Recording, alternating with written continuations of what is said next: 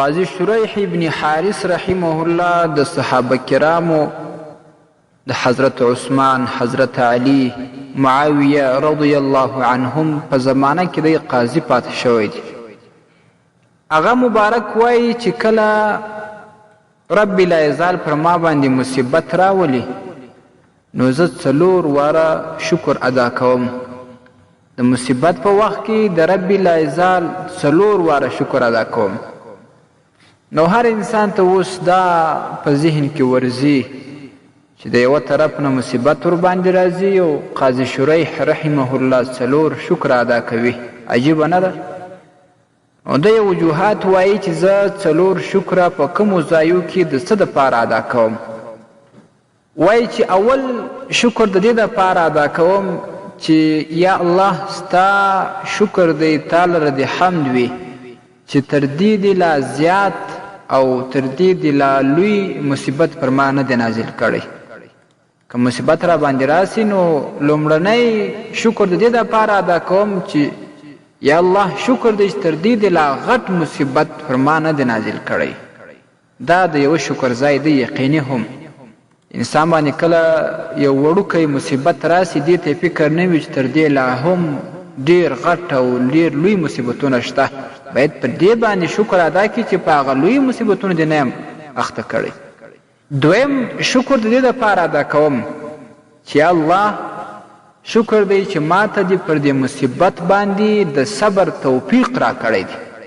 هر انسان به پر مصیبت باندې صبر کوي، ربي لا یزال بیا بېشمېره اجرونه او ثوابونه ورکوي.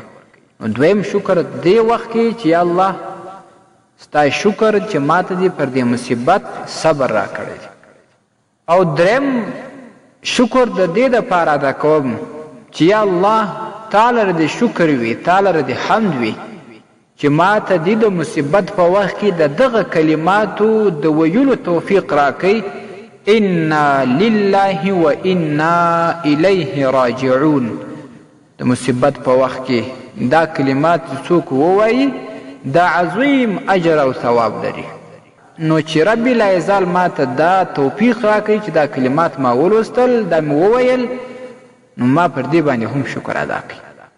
څلورم شکر مې د دې دپاره ادا کوي چې یا الله شکر دی چې دغه مصیبت په دینی معاملاتو کې پر ما نه دی راغلی.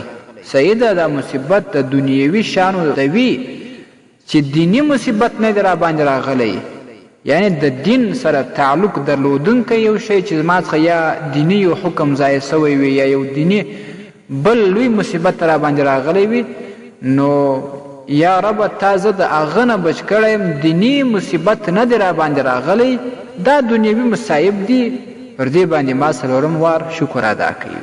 نو د مسلمان د شان سره هم دغه شای دا ورسره لایق وي چې پر دا کوچني مصیبتونو باندې چې پر مسلمانانو باندې نن سبا راځي دا فکر دی وکړي چې تر دې مصیبت هم غټ مصیبت سته، شکر دی وکاږي او صبر دی باندې وکړي او دا ترجیح کلمات ووایي چې انا لله و انا الیه راجعون.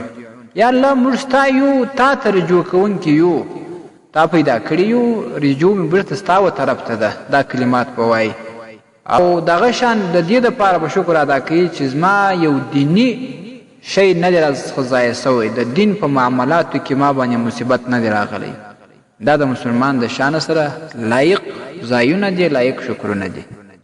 ستاسې د اسلامي پوښتنو جوابونکی مفتی حکیم الله صابر الحنفي صاحب.